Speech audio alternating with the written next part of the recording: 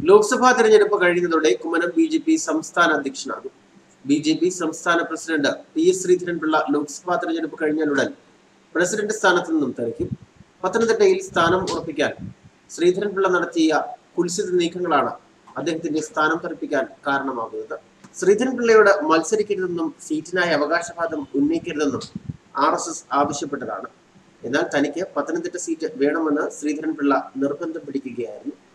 ഇതിനുവേണ്ടി അദ്ദേഹം അമിത്ഷായെ കണ്ടു. സ്ഥാനാർത്ഥിയാകാൻ RSSന്റെ ക്ലിയറൻസ് വേണം എന്ന് അദ്ദേഹം പറഞ്ഞു. ഇതിന്റെ അടിസ്ഥാനത്തിൽ RSS നേതൃത്വവുമായി ബന്ധപ്പെട്ടെങ്കിലും മോഹം മനസ്സിലിരിക്കട്ടെ എന്നായിരുന്നു അവരുടെ മറുപടി. ശ്രീധരൻപിള്ള സംസ്ഥാന പ്രസിഡന്റ് ആയതോടെയാണ് കേരളത്തിൽ ബി.ജെ.പിക്ക് കഷ്ടകാലം തുടങ്ങിയതെന്ന് വിശ്വസിക്കുന്നവരാണ് കേരളത്തിലെ RSSകാർ. കുമ്മനത്തെ ഗവർണറാക്കിയത് RSSന്റെ അറിവോടെയല്ല. കേന്ദ്ര നേതൃത്വത്തിന്റെ നടപടിക്കെതിരെ RSS രംഗത്തെത്തുകയും ചെയ്തിരുന്നു.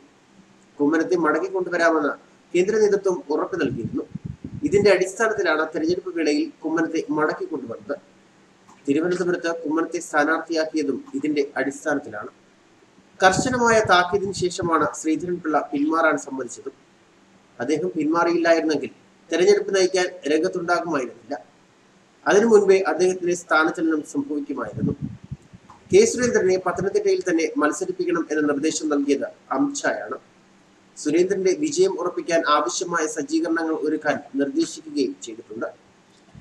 2 ക്രൈസ്തവ സ്ഥാനാർത്ഥികൾ മത്സരിക്കുന്ന പത്തനംതിട്ടയിൽ ഹൈന്ദവ സമൂഹത്തിന്റെ വോട്ടുകൾ കേന്ദ്രീകരിക്കാൻ സുരേന്ദ്രന് കഴിയും എന്നാണ് പരക്കെ പറയപ്പെടുന്നത്.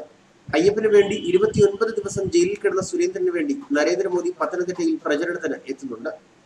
തങ്ങൾ അധികാരത്തിലെത്തിയാൽ ശബരിമല സംബന്ധിച്ച് സുപ്രീം കോടതി വിധി മറികടക്കാൻ നിയമനിർമ്മാണം നടത്തും എന്ന വാഗ്ദാനമായിരിക്കും സുരേന്ദ്രൻ മുന്നോട്ട് വയ്ക്കുക.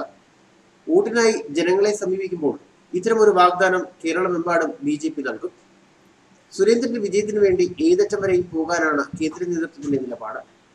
സുരേന്ദ്രൻ വിജയിച്ചാൽ അത് പിണറായി വിജയനുള്ള മറുപടിയായി ബി.ജെ.പി. കരുതപ്പെടുന്നു.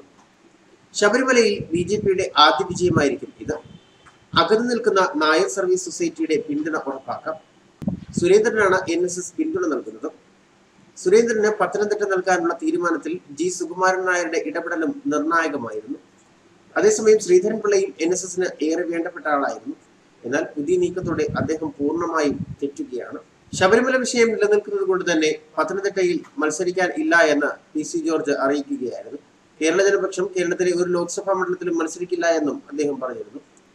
വിശ്വാസത്തെ തകർക്കുന്ന ശക്തികളെ തോൽപ്പിക്കാൻ പ്രവർത്തിക്കുമെന്നും അദ്ദേഹം ആഹ്വാനം ചെയ്തു. വിശ്വാസത്തെ തകർക്കാൻ ശ്രമിക്കുന്ന ശക്തികളുടെ പരാജയം ഉറപ്പാക്കുക എന്നത് CPM-ന് എതിരെയാണെന്നും അദ്ദേഹം സൂചിപ്പിച്ചിട്ടുണ്ട്. നേരത്തെ PC ജോർജ് പത്തനംതിട്ടയിൽ ജനവിധി തേടും എന്ന തരത്തിലുള്ള വാർത്തകളും പുറത്തു വന്നിരുന്നു. എന്നാൽ സുരേന്ദ്രൻ ബി.ജെ.പി. സ്ഥാനാർത്ഥിയായതോടെ പത്തനംതിട്ടയിൽ മത്സരിക്കാൻ ഇല്ല എന്ന നിലപാട് PC ജോർജ് സ്വീകരിക്കുകയായിരുന്നു. ന്യൂസ് ഡെസ്ക് മലയാളി വാർത്ത.